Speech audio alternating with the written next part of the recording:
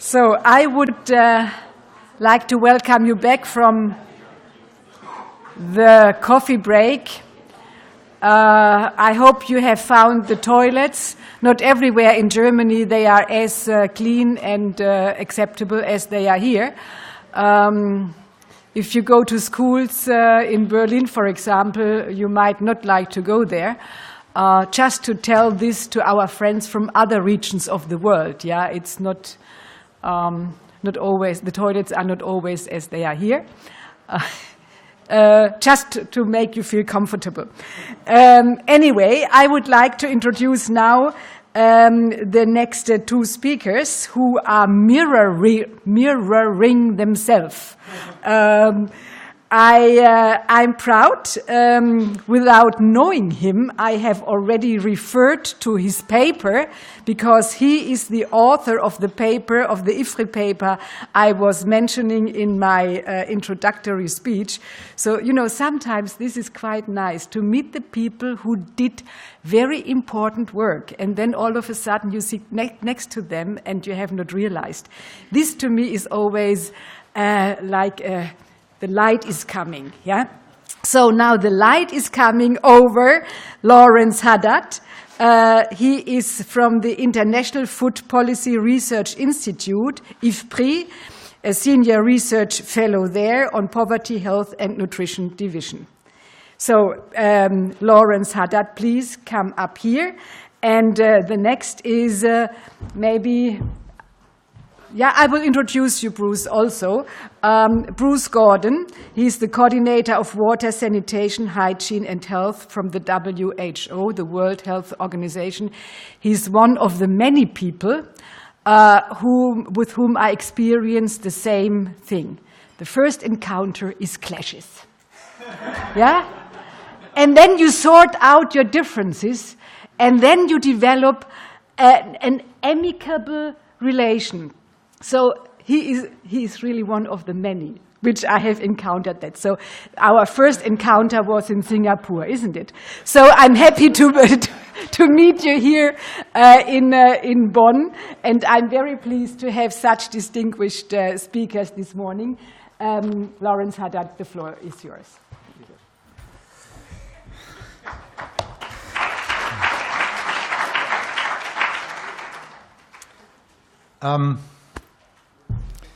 So I think this mirror thing is going to work really well, actually.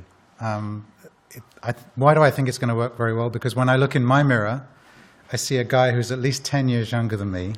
That's a very good start to the session. So I'm delighted to be here. Thank you, Thilo, for inviting me, and to the organizers. And I really would like to congratulate them, because as far as I can tell, this is the first kind of forum that I've seen like this, where there's a very deliberate, systematic attempt to bring two communities who really should be speaking to each other together in a very thoughtful and deliberate way. So I'm very clear, and I'm from the nutrition side, and I'm very clear that nutrition has a lot to gain from interacting more closely with sanitation, water, and hygiene folks. 20 years ago, I wrote a paper when I was at IFPRI the first time. And this is a food research institute. It's part of an agricultural research system called the non-food determinants of nutrition status, and water, sanitation and hygiene were a big part of that. And on the basis of that, we tried to get a research program going on the non-food determinants of nutrition. Food Policy Research Institute, agricultural research system, the non-food determinants of nutrition, Lawrence? You really want to focus on the non-food? So that was 20 years ago. It didn't really take off. 20 years fast forward, the Director General of IFPRI asks me and another colleague to write a paper for a flagship report on water and sanitation and nutrition. So I think there's been real progress. Nutrition is up on the agenda, but water, sanitation and hygiene is also high on the agenda. And so for both of us, both communities, we need to seize the moment, lock in the commitments, and up the commitments.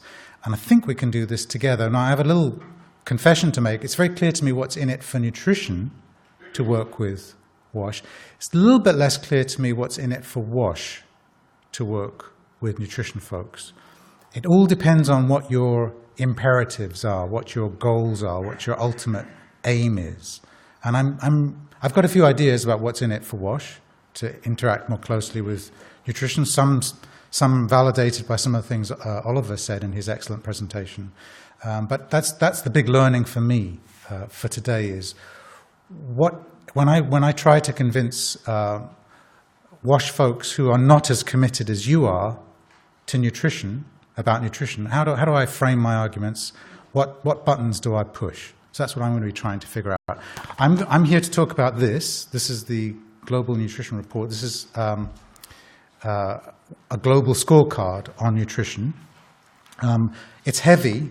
There's a shorter version of it, but enthusiasts, I would suggest you pick this up. There aren't many hard copies lying around. It's mostly in soft copy format, so if you see one, pick it up. Does the screen work? It does work, okay. So you can see how keen I was to get here because I put the dates November 10th and 11th, so I was very keen. Next, please. No, I don't have the clipper. The thingy. Right there. Oh, okay. And do we have to? Okay, good. So, I've got 16 minutes left. What is the GNR? What is malnutrition? Scale of malnutrition? Why invest? And then progress on actions, status, financing, accountability data, and calls to action. That sounds like a lot, but I've only got about 1 or 2 slides on each of those. So what is this report that I'm going to now put down? So this report is put together by an independent expert group of about 25 people from all over the world. It has a stakeholder group behind it, the 4 major UN agencies who work on nutrition and food and other determinants. It has a bunch of donors and a bunch of countries and a bunch of big NGOs behind it and some research organizations. It focuses on malnutrition not just in so-called developing countries, not just in low and middle income countries, but in every country. So it puts together the undernutrition portfolio together with overweight, obesity, and non-communicable diseases like diabetes and hypertension. So it focuses on all 193 countries. It tries to be a very inclusive report. 70 different authors are involved in the 2014 and a different 70 in the 2015 report, which just came out, on all the data, which are essentially UN, UNICEF, WHO, FAO, WFP data, but there's additional data as well. All of that data is available on the website in easy-to-download format. So the first thing, I'm not really going to go into what is malnutrition because most of you know that. I mean, it's basically the interaction of poor diets with unhealthy environments, and we can shape that whichever way we want to. In high areas of high deprivation, it's really not enough calories and not enough micronutrients, allied with unclean water for drinking, poor sanitation facilities, unhygienic conditions, bad health systems, you name it.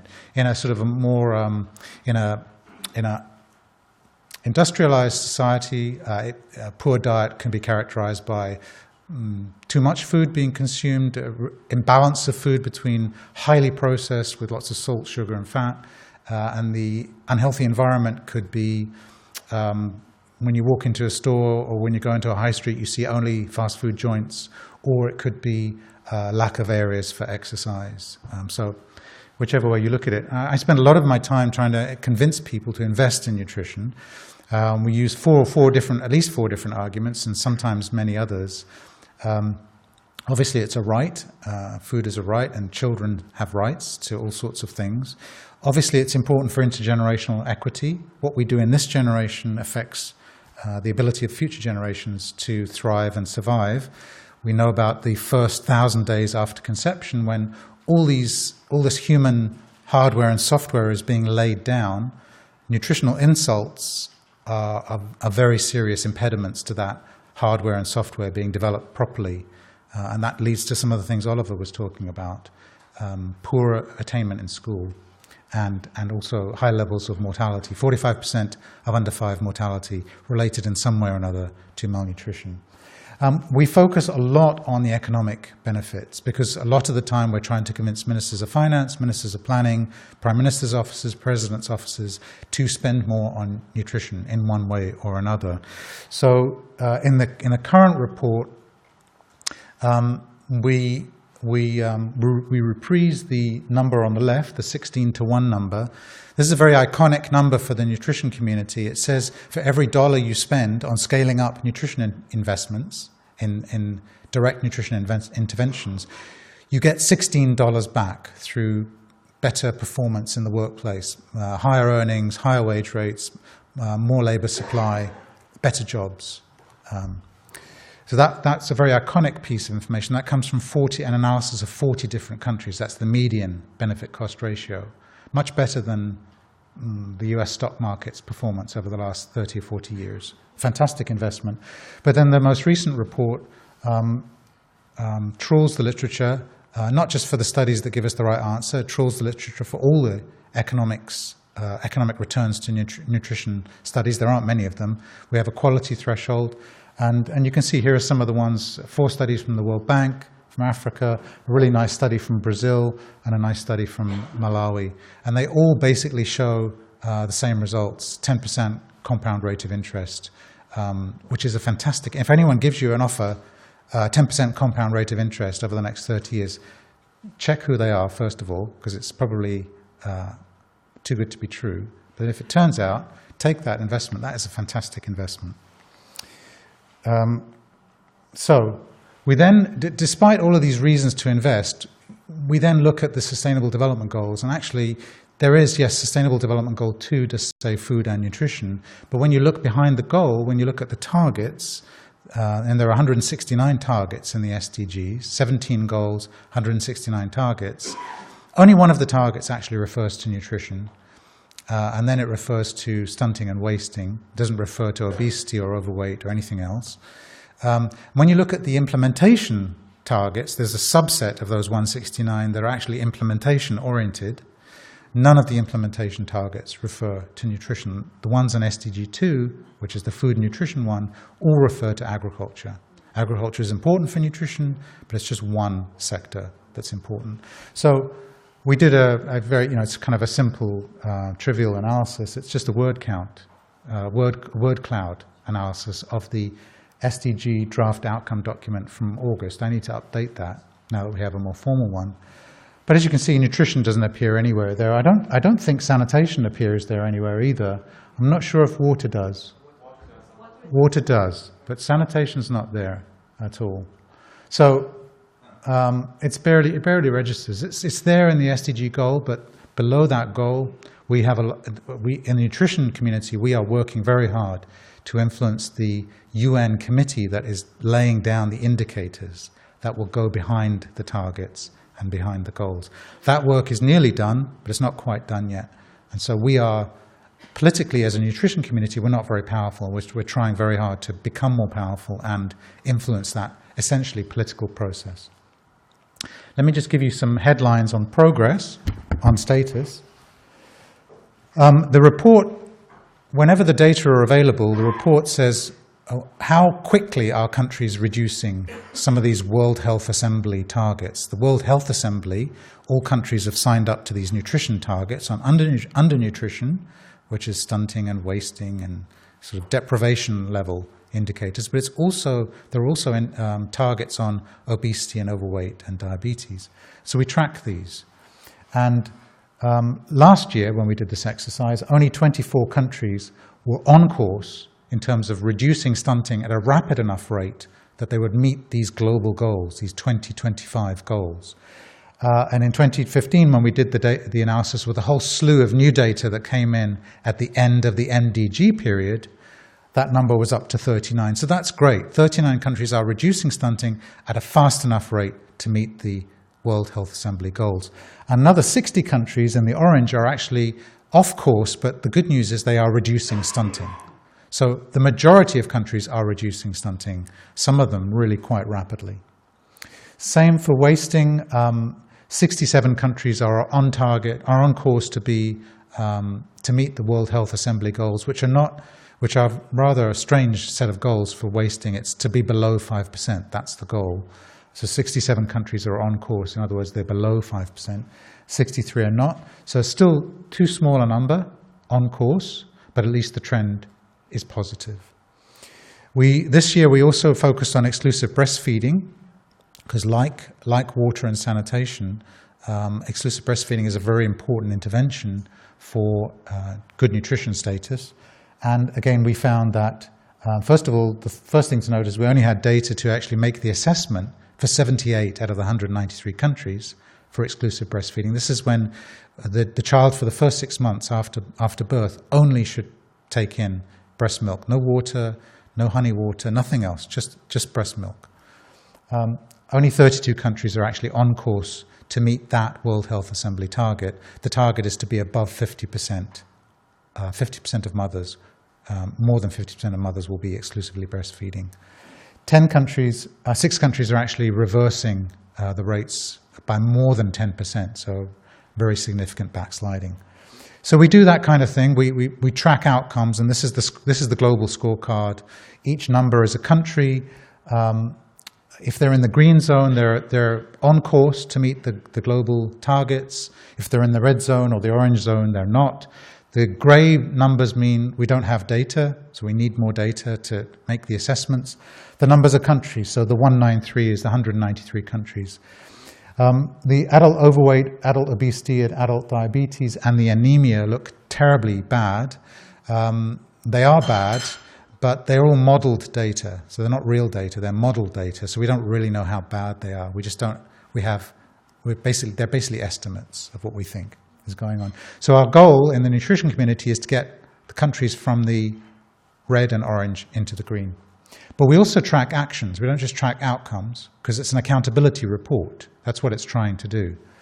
So we track actions. Are you doing what you say you would do? Are your actions reaching the people that need to be reached? And so one of the things we do is track a whole series of big commitments that were made 2 years ago in London at the Nutrition for Growth event. $15 billion of resources were pledged for nutrition. It was a big moment for the nutrition community. There were over 300 separate commitments made from 100 plus signatories to a compact. And we go through all of those 300. We ask the signatories to self-report on their progress, and then we say, this is what you said you would do, this is what you say you are doing, and we make an independent assessment of whether they're on course or off course. And half of them are on course, half of them are off course. The worrying thing that we've noticed with our community is that the response rate has really dropped. It was a 10% non-response rate in 2014, and that's now a 21% non-response rate. And there's another big pledging moment coming up in Rio next year, and we're telling our community, you need to make smart commitments, specific, measurable, time-bound, but you also need to report on your commitments. Otherwise, if you don't report on your commitments, how on earth can you expect the circle of commitment to nutrition to expand? How can you bring other people into the nutrition world? We also track interventions that are so-called Lancet high-impact interventions. We say, okay, we've got these 10 or 12 high-impact interventions. We know have a big impact on nutrition, and sometimes we add water and sanitation to these interventions as well. But this slide does not. We know we've got these 12 interventions that, if they are implemented at scale, will reduce stunting by a certain percentage, and quite a substantial percentage. But we point out that actually we don't even know if we're scaling these interventions up, because no one measures the coverage of these interventions. So there are 12 interventions here, and only 3 of them are measured in a comparable way at the national level. So only 3 of those 12 interventions are actually measured properly. The others are not. On finance, one of the conclusions of the 2015 report is if we're going to meet the 2025 World Health Assembly targets, every country is going to have to increase its spending on nutrition. Every country. We make that assessment based on a number of things. First of all, in the 2014 report, we wanted to report what are countries actually allocating to nutrition in their budgets. I don't know if the WASH community has this problem, but in nutrition, because it's spread out over so many sectors, it's not impossible, but no one's really got a very strong incentive to go through all the budget line items in a budget and say, of these 10,000 budget line items, these 500 may be nutrition, and of these 500, these 50 definitely are nutrition. And not only are they're not only 100% nutrition, some of them might be 50% nutrition. So it's quite a big exercise to go through. In 2014, only 3 countries had done that. In 2015, thanks to fantastic work from the Sun Scaling Up Nutrition movement, 30 countries had gone through the exercise and 14 had actually completed it. And what we found was the median level of allocation of government budgets to nutrition, broadly defined, was 1.3%. Now, is that a high number or a low number? We don't actually have a benchmark yet. We suspect it's a low number. Certainly when you think of 45% of all mortality under the age of 5 is linked to nutrition, that seems like a low number. The good news is that the countries also estimated upper bounds, and they estimated an upper bound of about 4%. Budget line items that could become much more nutrition sensitive, quite straightforwardly. So it's at 1.3%. The target is to get it to at least 4%. We looked at donor spending, overseas development assistance, ODA. The good news is that donor spending on nutrition has quadrupled for nutrition interventions that have an explicit goal to improve nutrition. Spending on that has quadrupled in the last 10 years, from a very low base, $250 million, $250 million, to about $1 billion now. That's good. We think nutrition sensitive is this horrible language that if you're in agriculture, doesn't mean that you're working on nutrition, but there are some interventions in agriculture that actually have a goal to improve nutrition. So that's counted as nutrition sensitive. Not all WASH interventions would be counted as nutrition sensitive. Some that talk about nutrition as an outcome indicator, they would be classified as nutrition sensitive, for example. So that spending is now at $4 billion. So $4 billion plus $1 billion is 5. Divide that $5 billion by about $130 billion in overseas development assistance in totality, and you've got about 4% of the overseas development assistance budget allocated to nutrition. Now, those numbers are going to have to increase. There was an estimate done by the World Bank and Research for Development about how much extra would need to be spent to get to the 2025 World Health Assembly targets. They concluded that governments are going to have to at least double their spending, and donors are going to have to at least quadruple their spending. So we have a lot to do, a lot of work to do to convince people to invest more in nutrition. That doesn't necessarily mean additional money for nutrition. It could mean additional money that's in the water and sanitation area that does double duty. It meets water and sanitation needs and also meets nutrition needs. In other words, there's a coming together of an alignment of goals. Finally, accountability and data. Every one of the 193 countries has a 2-page nutrition country profile. This is an example of one side. It's a 2-sided document. It has outcomes of nutrition. It has drivers of nutrition, including the JME estimates from UNICEF and the World Bank, UNICEF and WHO. It has food estimates. It has education, poverty, Gini coefficients, etc., etc. They're really useful resources. They're all on the website, one for each country. There's one for Germany. Germany's a really good contributor to the global database on food and nutrition. My own country, the UK, is really not very good because the cutoffs and the methods they use are not compatible with the UNICEF and WHO databases. There are lots of data gaps in nutrition. The number of countries that can track 4 of the World Health Assembly targets. In 2014, only 99 countries could actually track their progress against targets that all the ministers of health in the world had signed up to in 2011, which is pretty feeble, really. That's increased to 108 in 2015, and we hope the number of countries that can actually report on the World Health Assembly targets will improve dramatically in the years to come. So final slide, penultimate slide. Calls to action: elevate nutrition across the SDGs, strengthen national accountability. We found that many countries had nutrition targets, but many didn't. And so we're going to be doing a much more careful analysis of which countries do, which don't, and which ones do they have targets for, and how ambitious are these targets.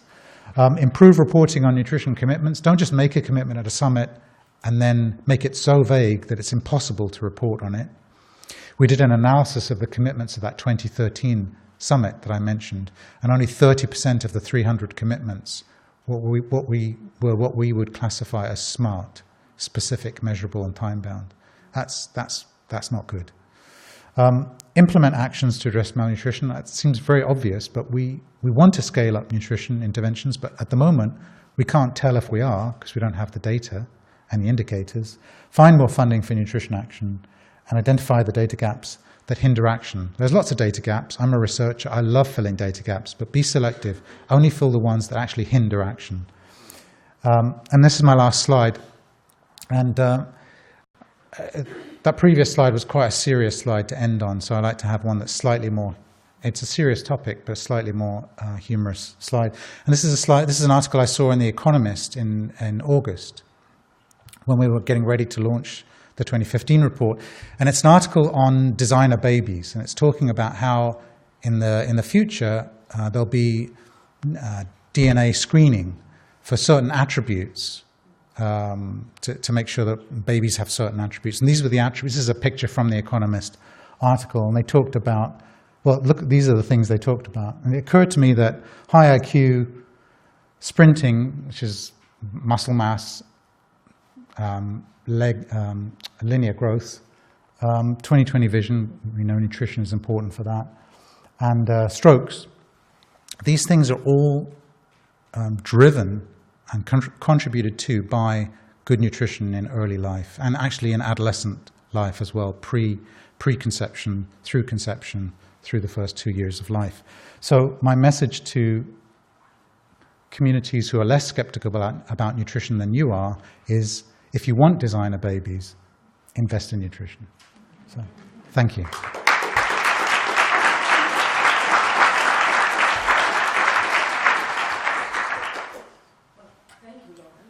You want me to shuffle off stage now? We'll bring you back. We'll bring you back.